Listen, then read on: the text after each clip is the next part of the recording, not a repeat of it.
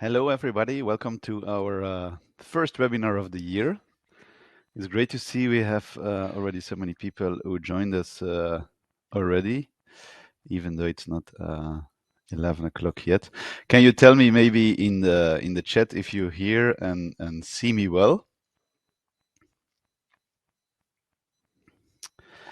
That would be great. Yeah, okay, perfect. Thanks for your answers. Okay, so I hear the clock of the church here, where I'm still at home, of course. So it's 11 o'clock, so let's start. Huh? So to start, just a very small introduction for those who don't know Universum yet.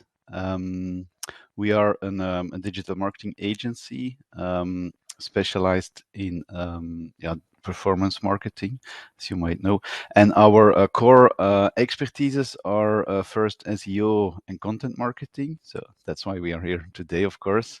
Also online advertising, social media advertising. So everything which is online and has to do with advertising strategies, etc.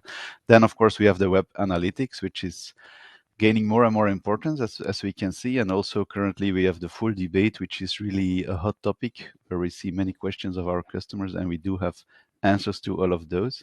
And then finally, we also help our customers with really the more global digital marketing strategy, where we really sit together and we really decide for several years, okay, what are we going to do? Also, conversion rate optimization, and so those kind of topics where we really help our customers, our partners, for a longer periods in time. We are a team of, for the moment, 32 marketing experts, consultants. You can see them. You can see them here. And then just to give you a quick overview of some of our customers, you can see it in these slides. We are in many fields active, as you can see: e-commerce, lead generation, both B2B but also B2C, drive to store. We have donation generation, and also a few public or institutions. Okay, well, I think that's it for me. So maybe before giving the floor, passing to Corentin, I will tell you, as you might know, so of course you will get the slides afterwards, and there is also a webinar, so we record it, and you will also get the link. It's a personal link to the replay of the webinar. So then I think Corentin, it's up to you now, right? Yes, There you go. thank you, Bram, for the introduction. So yes, when our marketing manager asked me to choose and to start to create a webinar about SEO trends in 2022, I wasn't especially happy. To be honest, I'm not a big fan of SEO trends. It's always very specific stuff. They take all the attention, and people tend to forget the good practices. So what I wanted to do today is more to sort of good resolution. I know it's already February, but anyway, on how you can improve your SEO in 2022. So I told you there will be no super SEO trends that will help you to rank easily by just snapping the fingers. No such thing this year, and the last also. The heart of the SEO will be the same. No big changes. Yes, MUM will coming, but in a few years, nothing will probably radically change. So I already hear some marketing manager telling me, do I need to invest in SEO this year? And yes, clearly. First, everybody is doing SEO. Since the COVID, even your local plumber is doing it, and sometimes pretty well, even better than some big companies. So the concurrency is hyper high, and you need to do it. It's also one of the fields of digital marketing where the return on investment is pretty high. Not always easily visible, but quite high. And however, it can take time. So if you want to have really quick results, ads are sometimes better, but the concurrency is also the same. And the last thing, and I pretty much like it, it's the SEO depth. A lot of people tend to forget that if you don't work at all your SEO during 1 year, the work you will need to do the next year to be able to rank well will be double. And that's a reality. So don't forget your SEO in 2022, even if I tell you there is no big changes. So how to be SEO proof in 2022? I think you can keep 3 good resolutions: be more strategic, build authoritative and unique content, and don't forget technical SEO. So you see no big changes, but we're gonna go into more details into all these points. Just before starting, I would like to remind what is SEO. Really a quick definition, not fully true, but you know, when you need to be concise, it's hard to be 100% true.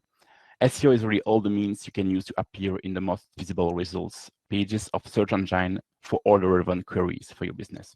As simple as that. It didn't change a lot.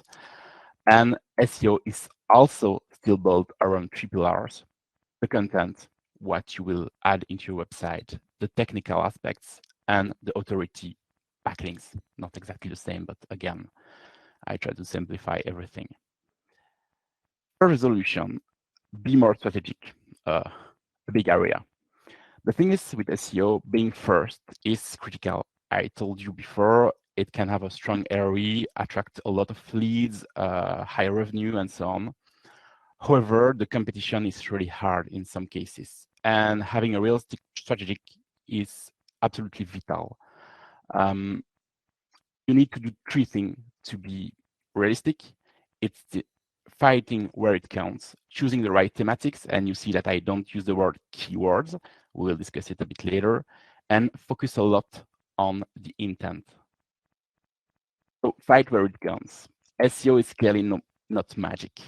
You can't expect to be first everywhere if you don't have a strong team and a lot of investment.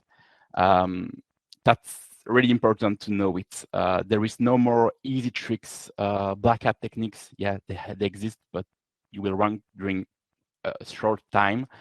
And everybody is really doing SEO. So if you want to rank, and if you have not a big team or a middle budget, I think the best way is to choose 1 or 2 big teams and focus on them and improve really your content, your techniques, and so on these 2 thematics. It can be 3, depends on your budget. What is a good thematic? You need to find one that real people use and that are relevant for your business. I know it feels hyper simple, but it's not the case from what I see with a lot of clients. To give you a concrete example, I work with Bell Robotics. We had a great case at the SEO Next Gen not so long ago, and they sell professional robot mower for golf club, big gardens, and so on. And when they can't expect, for example, to rank on robot mower because mostly the people that are typing that, they do that for small gardens, 500 square meters, something like that. And that's hyper important to know that you will rank more on professional, commercial, robot mower for sport club and so on. You can't expect to rank on robot mower only. And yes, for the keywords, I don't like to use these word anymore because people, they focus so much on I want to rank on that, but actually Google is focusing far more on relevancy and thematics, because behind keywords there is question from real user. When someone is typing how to choose an iPhone, they want to get answer. They don't care about the keyword. And if you don't trust me, there is a really nice study from Only. It's a Polish agency. They did a great job on that. And they check on some keywords, for example, pregnancy symptoms or Free Britney, for the funny one. And they check in the first result if this exact keyword was used in the main SEO field, like the title, the headings, and the content. And it was most of the time not the case. And sometimes worst result in the 10th page, they were using the right keyword everywhere, but they weren't ranking. So it's the proof that you can rank without using the exact keyword everywhere, but you absolutely need to answer to the right question. Yes, keywords are still useful, of course. We are still doing semantic analysis because they are still interesting to know what the user are looking for and to know the interest for all the thematics linked to these keywords. They are still important for some niche. For example, if you are working on really B2B sectors where there are norms and stuff like that, fire protection norms and so on, you still sometimes have to use the keyword in your text because it's really important in this case. But don't expect to rank with only keywords if you don't answer exactly to the user intent behind the query. And that's really important. Yes, user intent is really everything now. Google is focusing a lot on answering questions and even more, and we will see that with Mum later in the presentation, to giving advices. When you type best smartphone 2022, it's an informational query. You expect when you type that to get a lot of comparison, review, to have information on the price, the screen size, the refresh rates, and a lot of stuff. You don't expect to see any product. And if you try to rank on a product on this kind of query, you won't be able to do it. And even if you were able to do it, you won't get a lot of great results thanks to that. So yeah, focus a lot of user intent. Just a small example with best smartphone in winter 2022, and you can see that the first result was a sort of table with a sort of score and information on devices. And that was Google has choose to be the first because they did a great page with a lot of information, and there was also a lot of subpages behind that. That was exactly answering to the intent behind the keyword. How to do it practically? The thing is, you really need to start with the foundation. Ranking when you are a newcomer on iPhone 13 might be a bit hard, even if some people are telling you that you can just snap your finger and rank first on everything. It won't happen. I can promise you that. Of course, if you have a website that is already authoritative, I don't know, for example, I will take MediaMarkt. Yes, they can expect to rank on iPhone 13. I'm really talking about newcomer here. The thing is, you really need to start with the long tail keywords, like what is the best iPhone for, I don't know, photography. These types of long questions, you can answer them, and a lot of them build authority around it. And after that, you can expect really to rank on the main keyword. Just also an example on the right of a lot of people also ask, when you type a keyword, a query in Google, sometimes you see that in the SERP. And all these thematics are really useful to build blog articles or to improve the content on your pages because they come from real questions. So yes, really go for a long tail first. When I say long tail, I know it might be a bit not obvious for everyone, but you have head keywords like iPhone 13. There is a lot of search volume on this one, but it's ultra competitive and really ambiguous because when you type that, you don't know exactly what the user they want. Maybe they just want information, they just want to check the price, maybe they want to buy one, we don't know. And yes, even if they attract a lot of searches, it's not always the best idea to focus on them. On the other side, you have the long tail keyword, really long. How to change the screen of my iPhone 13 Pro, blah, blah, blah.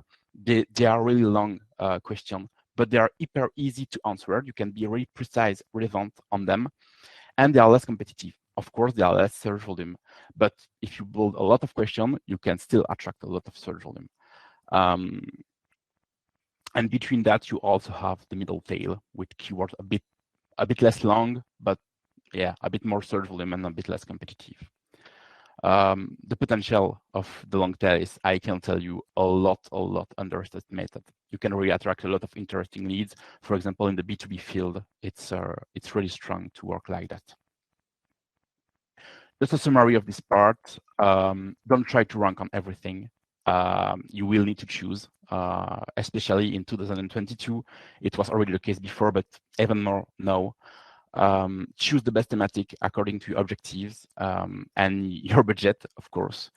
don't focus too much on keywords, but try to answer the question. It's probably one of the best advice I can give you today. And here we don't forget all the user intent behind the question. First part, I don't know if you have any question, if I can already answer to some of them if you have, but if not, we can wait for the end. Seems not, so I'm going to continue on that.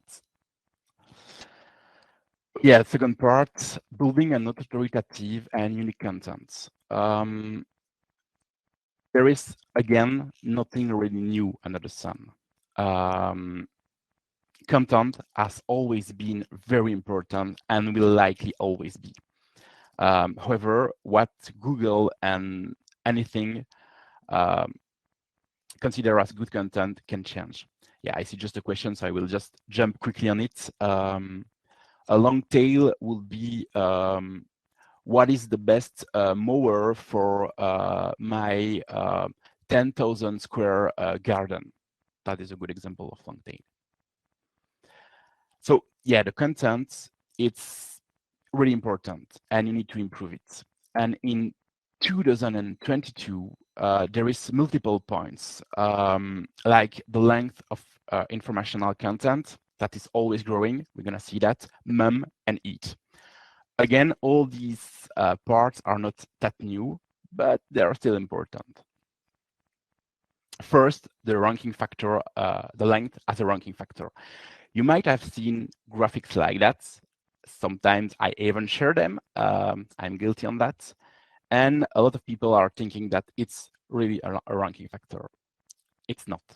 The thing is, the relevancy to the user intent and the question is sometimes you need really long text to answer to a question. Sometimes you can just answer quickly with 2 words. The thing is really to avoid the fluff. So just pushing content for the sake of pushing content. But to give you again an example, on cheapest Apple iPhone 13, you don't have to use more than, I don't know, 300 maximum keywords into the page. When I say 300 words, it's on the whole page, so not just having a text, it's useless. People just want to find the cheapest Apple on the market. They don't want anything else. But when someone is typing something like, are photovoltaic panels cost effective, you might need more than 2,000 words to answer exactly to the question and everything around it. And that's probably very important. Also, sometimes there is a lot of question, do I need to put all the content in one page or do I need to build everything into a sort of, I don't know, architecture with your website? And for some competitive sectors, it's critical to do it like that. When I was mentioning the iPhone, you could have a one page about iPhone, your product page, and building a lot of content page around it with a lot of questions. And the fact you have a lot of related content interlinked with the main page will really help the main product page. It's also a good thing to do. Yes, I'm gonna go to mum now, and the relevancy of the content. I said it earlier, I will say it again. It's really critical for Google, and it will be even more the case in the future. They are improving it, and they are building new technology, and the new one will be MUM, so multitask unified model. They like long acronyms. They tense and they try to answer to all the possible questions. So they use natural language process. They use EA in the algorithm that Google use. And just to give you a more concrete example,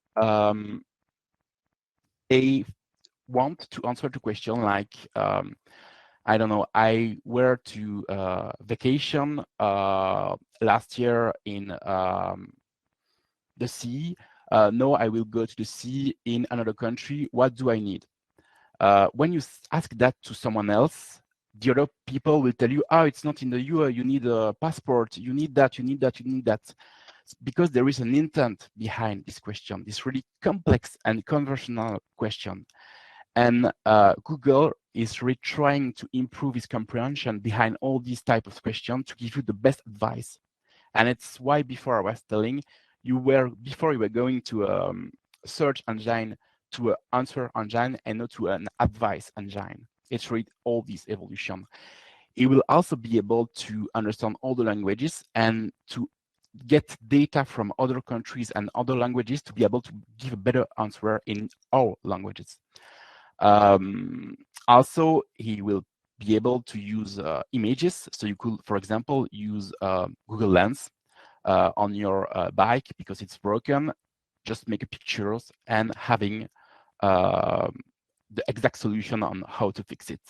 That's really where they want to go. It's not gonna be tomorrow. They are working on it, but it's really show, in my opinion, that they really want to give advice. And it's how you need to build your content. You need to build your content about how to help your users. So, small tips for mem. Nothing new. There is no exact tricks, but just having enough content. Like I told you, you don't need to build 10,000 words pages if you just try to rank on cheapest stuff. But if you try to answer to the long question, you will need long content. Having a lot of text, images, and videos in pages can really help because mem will use it. It's already the case. We will see it. And also covering the full topic. So you have a product, and around this product, you have a lot of questions. And these questions will be related to other questions, and you need to try and to think about it. And again, think about the people also ask. They are really helpful to have a view on all the possible questions people have. Just about images and videos, a good example of what you can have in the SERP actually at the moment. You can see that when I type, I don't see it well, but I think it's like best smartphone or something like that. You already have, don't worry, Bram, you already have images on the first results. You can see the people also ask. It's in French in this case, it's autre question posée, but it's people also ask. And you can see that after that, you have a lot of videos. And at the moment, there is already a lot of SERP on different queries that are showing images. It's actually 30% of the SERP with Google Image showed directly when you type something, and also snippet with images, and approximately the same where you have also the videos. So it's really a lot of potential, and it can really help for the CTR. Another small interesting information, it's more linked to Google Lens. Again, not new, but in 2029, there was like 1 billion searches on Google Lens. In 2022, I can tell you it's far more than that. So sometimes if you want to push really a specific product, improving for images can really help because a lot of people are using this type of tool to find stuff. Last part of the content, it's again, an acronym, Google-like acronym. It means expertise, authoritativeness, and trustworthiness. The first mention was in the Google Search Quality Evaluator guidelines. This is a sort of tool that people hired by Google use to rate pages. And these people, they just tell to Google, okay, I think on this query, this page is really nice, this page is really awful. And it helps the machine learning from the algorithm to learn from real humans and to how real humans are finding pages to be able to change the algorithm from time to time depending on what the real people say. And to be able to give good answer, they have a sort of big PDF with a lot of information on how they need to rate the pages. And inside this awful document, because there is a link in the PowerPoint, you will see it at the end. It's really awful. I don't read that. There is interesting stuff like it, and they are telling that what they expect from a high quality website is to respect and to answer to the user intent again. So it means that they expect from a really high quality content to have expertise. For example, I have a small kid and he is always sick in winter. And when he's sick, I tend to try to find stuff on Google quickly. Not the best idea, I know, but just to know if I need to go to the doctor. And what I expect from the content I will see in Google is to be written by someone with a bit of expertise, maybe a pediatric and not anybody. And it's also what Google expects. And they will check that. For example, if you add an author for a blog article and the author is really an expert in the field, it can be medical, but also other stuff, Google will know it.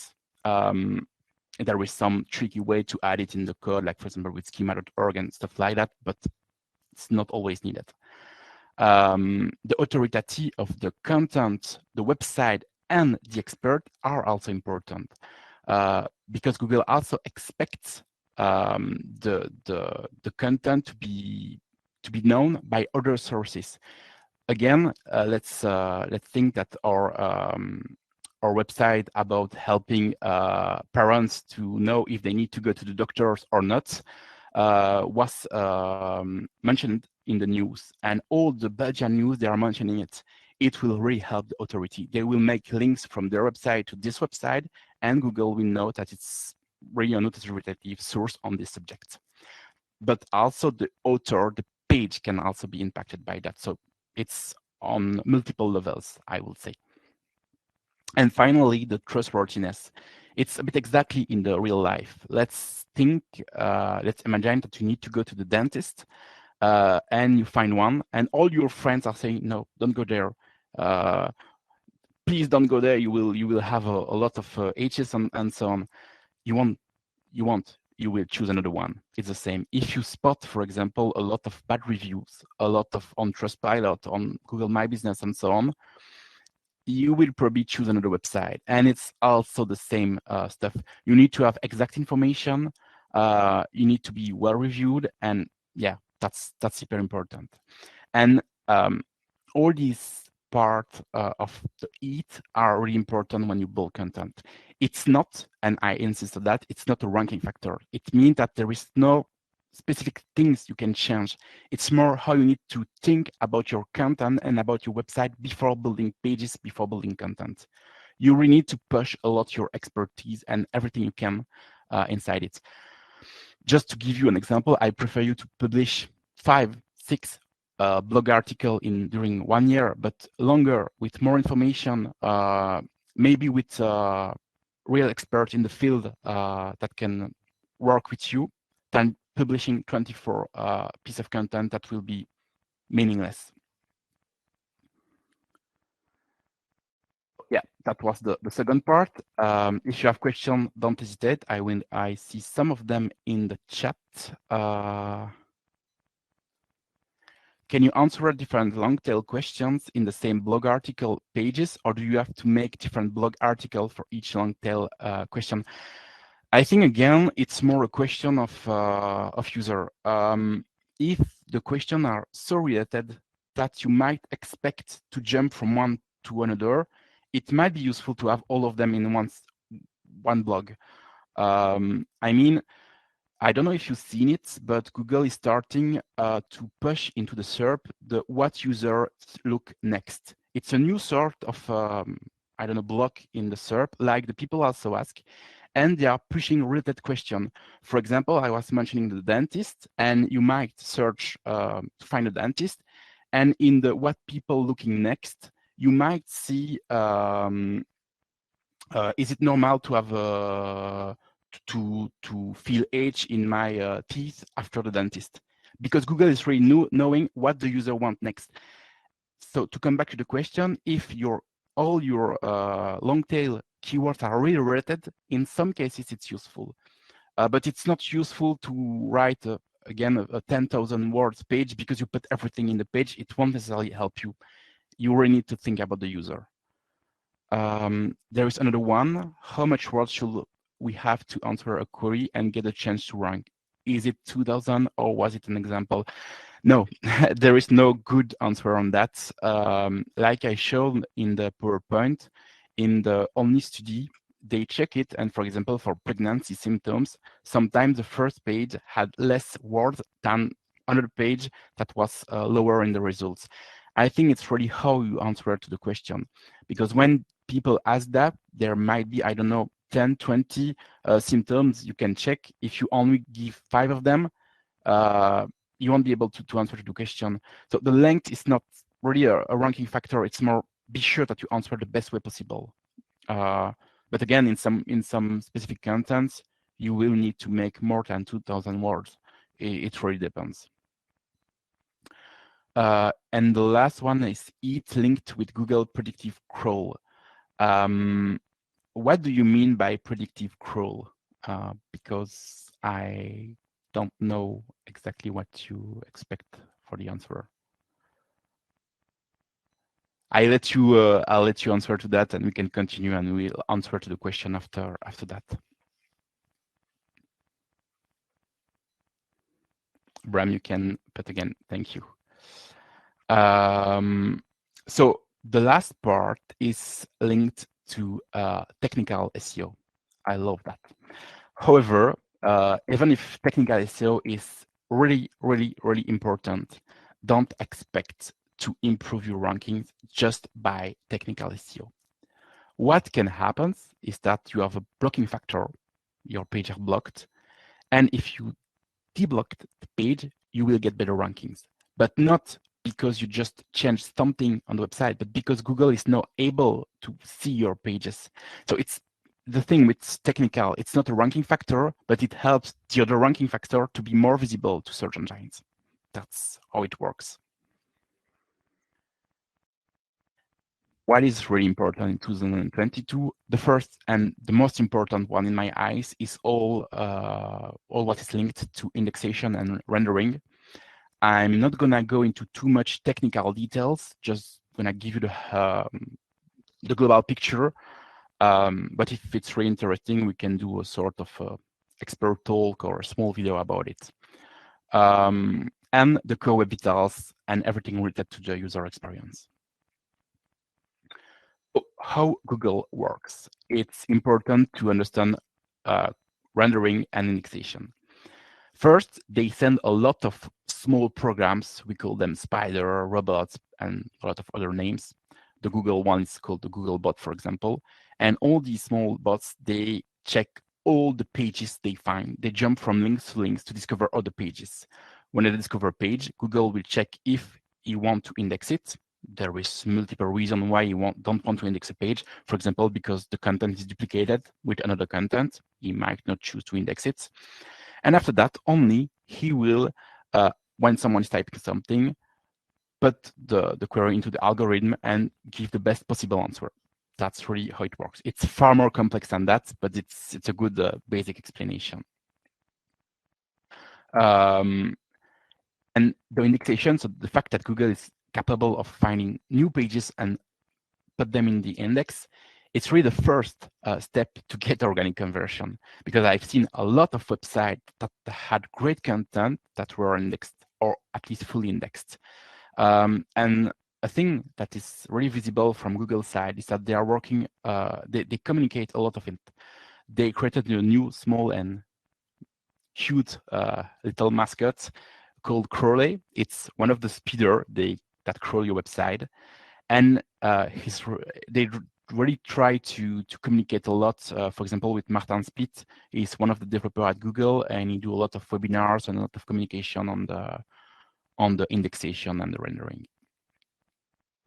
So the little Crowley, when you launch your website or when you launch a new page, he will go to your website and he will try to discover new pages, but he can have a hard time. It can be blocked because, for example, there is a mistake in one of the file on your website, robot.txt, or inside the page, meta no index, for example. He can be lost because there is JavaScript links, and Google tends to not follow them. Again, it depends on the technology, but it can happen because there is too many reduction behind a link. he can be tired because there is too much JavaScript on the page, because the website is really slow, and it can be really hard for Google to discover a lot of pages. So it's really something we check a lot on website. To give you a concrete example on why it can be really complex, on mobile, a lot of developers, they are using the show more button because they don't want to have a too long page on mobile, and it's for the UX, it's a really good idea. I'm not saying it's bad. It's a really good idea to have a beautiful website, great for the user. However, when you use that type of button with JavaScript, Google can, in some cases, depending on the technology, not be able to see what it's under the show more button. And if it's the case, maybe half of your content might be not indexed. So it means that you have what it's called partial indexing, and only half of your page is known by Google. And it's sad because maybe you write at 3,000 words, great words with an expert, but only 500 are known by Google. And you can lose a lot of traffic because here I give the example on only one page, but let's think that this problem happens on an e-commerce with, I don't know, 5,000 products, and only half of the products page are visible. It can be a great loss of revenue. So it's important to check it. Just a small tip, if you fear about that, you can always use the Search Console and go to the test live URL part of the Search Console. There is a lot of tutorials about that. I added them at the end of the presentation, so don't worry if all the stuff I say are not understandable. You can go to the video and use them to be able to use the Search Console. But when you go to the test live URL, Google will show you what he can see about the page. And you can go to the HTML code of this page and check if all the text of your page is actually visible by Google. That's not a perfect way, but that's a really good first check to be sure everything is indexable.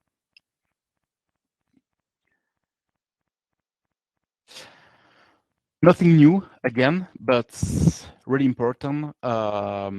Mobile is the web is really mobile first. In Google started to look at mobile in 2016, and in 2022, nearly 99% of the web is only crawled with a mobile bot. It means that when you launch a new website, a new page, or anything else, it's not Google does not check the website on a desktop, you check it on mobile. And it can be really complex in some cases because let's think again about the show more button. If your desktop version has the full text displayed and the mobile version only half of the text displayed because you want to keep a beautiful website with not too much text, half of your text won't be visible by Google. And you can lose, again, a lot of ranking, a lot of conversion, and so on. That is really critical to think about it like that. A lot of developers now have also changed a bit the way they are working. They build the website first on mobile, and after that, they developing it up on desktop. There is also a lot of communication on that from Google. Under small tips, because I see it a lot on website, is that I see sometimes resources like CSS, JavaScript blocked on the robot.txt for Google. And it can really be bad because it means that Google can't see your website as mobile friendly because it can't see all the resources needed to see it like that. So small tips, check again into the Search Console. You can also use the test live URL in the Search Console to see if your page is mobile friendly. There is also a specific part for mobile friendliness in the Search Console, and that's really a good way to be sure that there is no issue.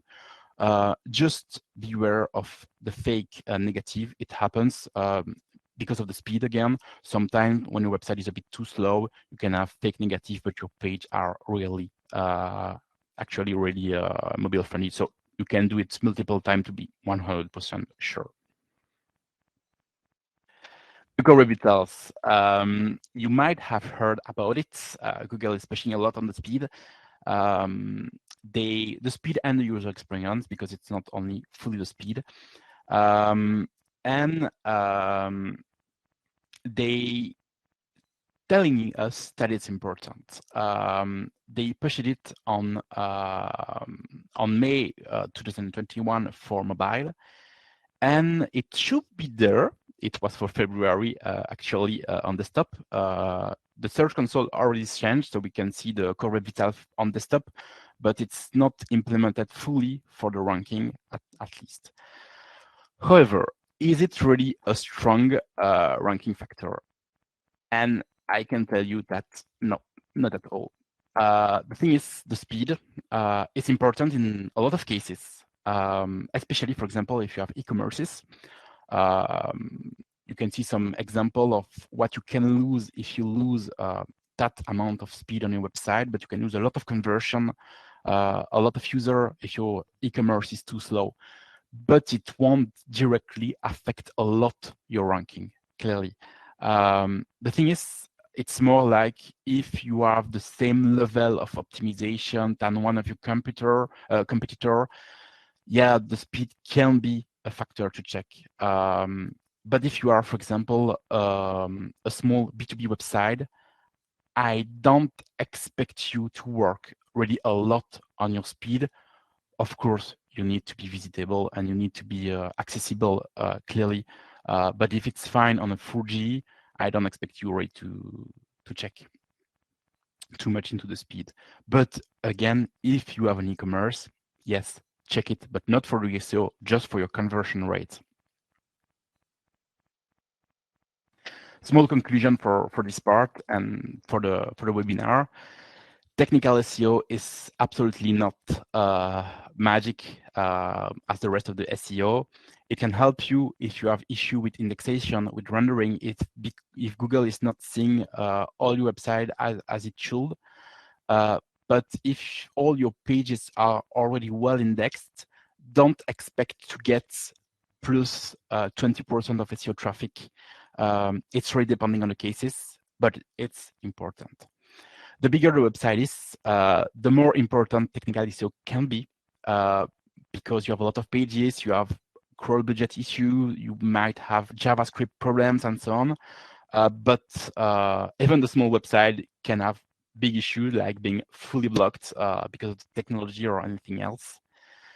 The speed, I just tell it's not that critical, but it's critical for your conversion and for your user.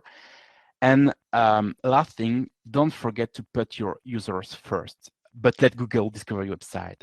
And also for the Core Web Vitals, even if it's not important right now, we don't know how Google will react in the next month, year. And even if I tell you that today is not a strong ranking factor, it might be in a far future. So always keep an eye on your speed.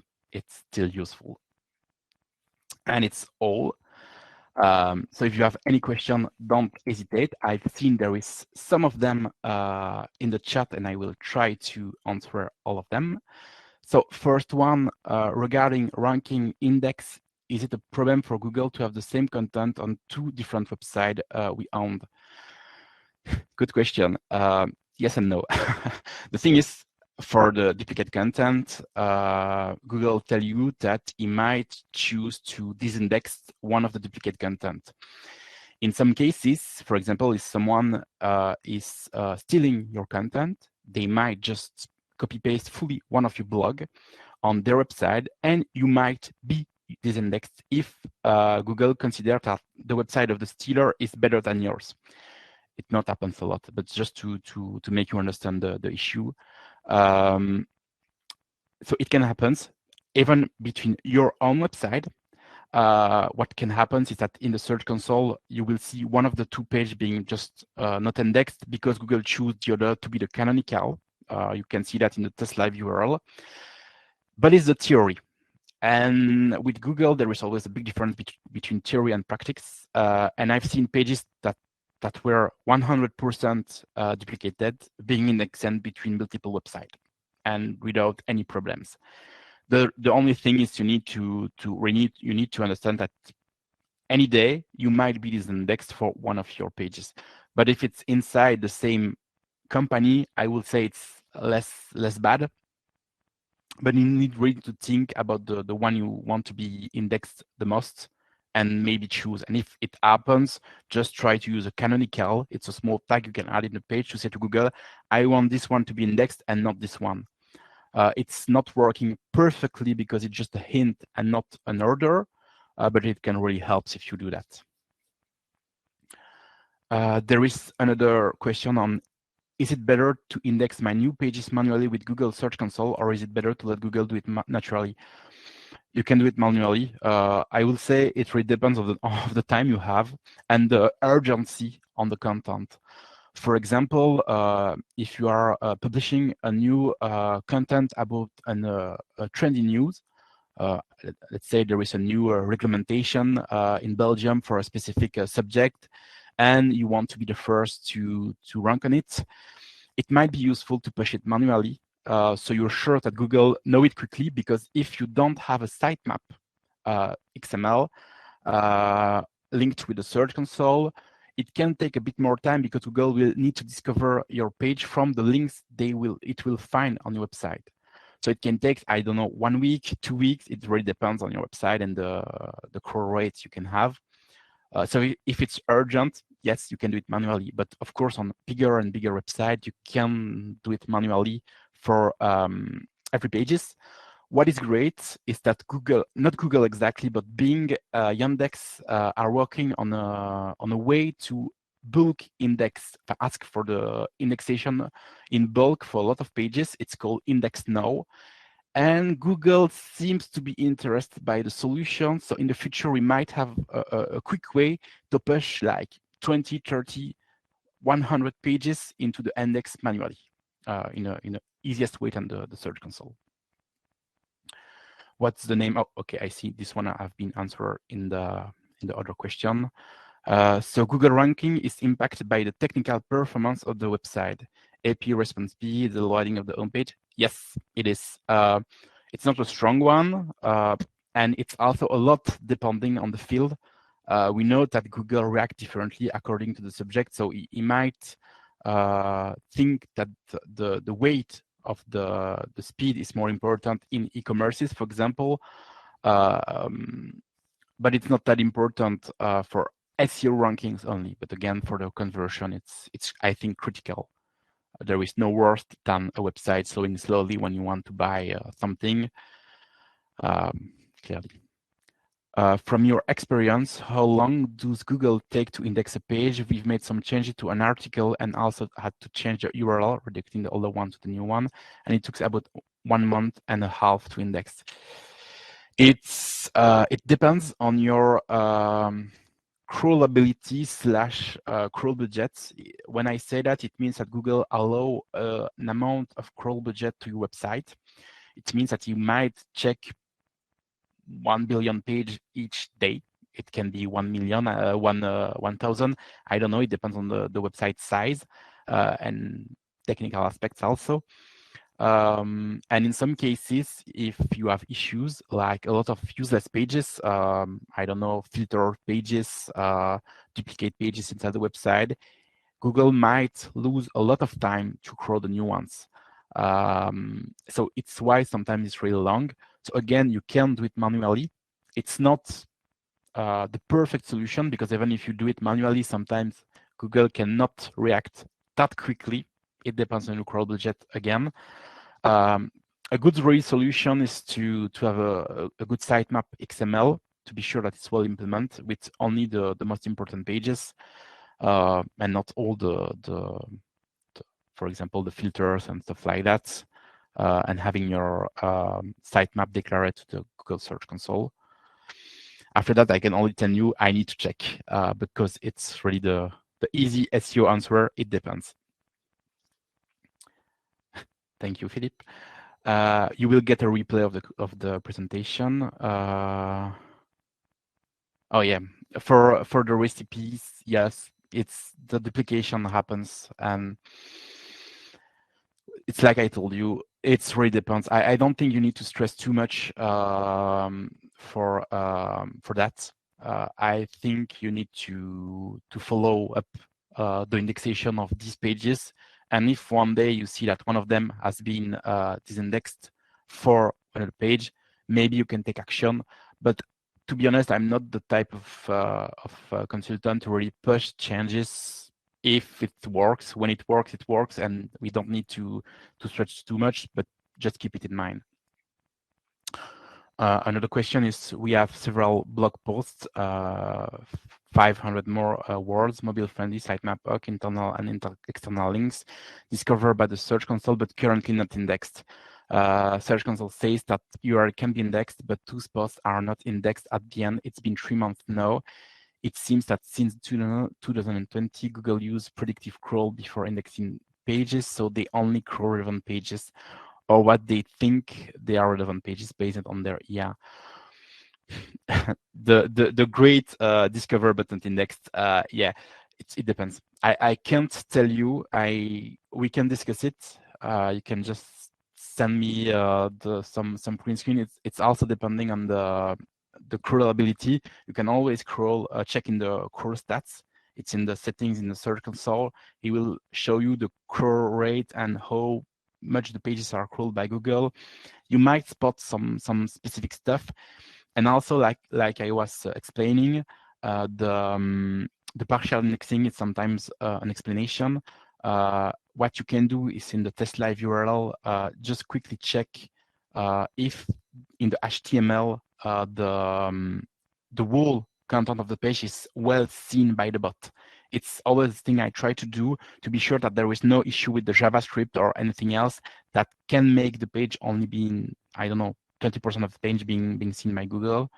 And another small tips is that you can go to the Only website. They have a great article about this exact problem, a multiple solution. I can share it to you later for this kind of problem. Another question is, should we use structured data for any kind of website in 2022? What kind of website is essential for, and what structured data is essential? Whoa, yes, everywhere, structured data everywhere. It's the thing is, structured data is to make everyone understand it. It's a way of structuring the information to make it understandable by computers. Google is seeing the world as entities that are linked together with other entities. For example, I am an entity. I work at Universum. It's another entity, and we are linked together because I work at Universum. And the structured data, they are telling to Google that, okay, this page is about that, and inside this page, we're going to talk about that, and it can really help for some different situation. In my opinion, the most important one are the organization, business or local business, depending on what you do, because they can really explain to Google, okay, we are that company, we do that, this is our linking page, we also do that, we also have a sister company that is this company. And if you remember, for the it can help for the authoritative and expertise, not the expertise, but the trustworthiness part. The FAQ one are quite useful. The FAQ schema.org can help you when you look at something in the SERP to not only have the title of the page, but to see multiple questions with expandable box when you click on it. And a lot of people are using it, not always in the best way because they are pushing it everywhere, but it works quite well at the end. The product one, if you have a big e-commerce, is critical. So you can add a lot of information about your product, like the brand, the price, the color, the materials, and there are a lot of stuff. Reviews can also be really useful because you can deblock in the SERP the small stars you can see under a page. It can be on the whole company level, but also on specific products. And it can really help for the CTR. Because if you have a five-star product, that's always great. The how-to can also be useful. Especially, we were discussing about recipe before. How-to, you can build a how-to, I don't know, how to make homemade cookies with a how-to, and in Google it will be displayed with the steps to make it. And again, it can really help for the CTR. And not only in the SERP, but it will also help Google to understand better the page. You can also have structured data for videos, but it really depends on your sector. And I think it's really the main one, at least the one I see most of the time as important. And the importance, again, it really depends on your website. If you are just a big B2B website without any products, I think having only the organization one is fine. But if you are an e-commerce, having structured data product on every page is quite useful. Another one is how harmful is it to your page's ranking if you change the URL and redirect the old URL to the new one, even if the URL now follow the recommended SEO structure? The truth is, redirections are tricky.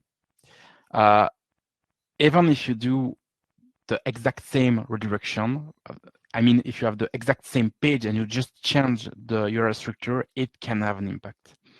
It will be less than if you change fully the new page. No, not the exact same page on the old one and not the exact same text on the new one, but it has an impact. So I think, in my opinion, that changing, that redirecting pages only for changing the URL structure, in the majority of the cases, it's not that useful. The benefits from having the perfect URL structure in SEO is not enough to do a redirection, to take the risk of doing a redirection. The best advice I can give in these cases is to make it to make tests. So do that on 3-5 URLs. So make the redirection from the old one to the new one on 3 to 5 URLs, not the best one. See the impact after 2-3 weeks, and if you see really no impact, doing it on a bigger level. That's really the best thing you can do. And yes, it was all. I don't know if anybody has any question. If you think about other question, don't hesitate to send us an email. I can check. Bram, I don't know if you can show the slides again. Oh yeah, sure. There you go. Just also, I've added. Oh, there is. You hid the one with all the tips and tricks. You. Yes, I sneaky, did. Sneaky. I was planning to do something else with it, but you will get them. But yeah, you will get them. We'll send them to you either via our LinkedIn or in one of our emails. So, just so you know, I've added some tutorials and nice information from different websites that can help you for. It's more basic SEO, but like this presentation, I insist on the fact that basics are critical. And that most of the website, if you do basics well, you will have better results than just doing the great trends of 2022, even if we need to keep the trends. I need to stop to talk. So thank you for today. And don't hesitate if you have any questions. Yes, indeed. So thanks a lot for joining us today. Just after this webinar, we have a very small, it's actually 3 questions about your evaluation of the webinar. It would be nice if you could fill it out and send it to us. Of course, if you want to discuss about your current project or ongoing projects you have in your marketing department, feel free to contact us. Of course, we can help you not only about SEO, but also about the other expertises, and we will be really glad to see how we can support you in that one. So thanks a lot. You can always follow us on LinkedIn too, Universum, and there you can have information about next webinars, videos, events we organize. So I would say thanks for now, and I hope we can meet soon again. Thank you. Bye. Have a nice day. Bye. Bye.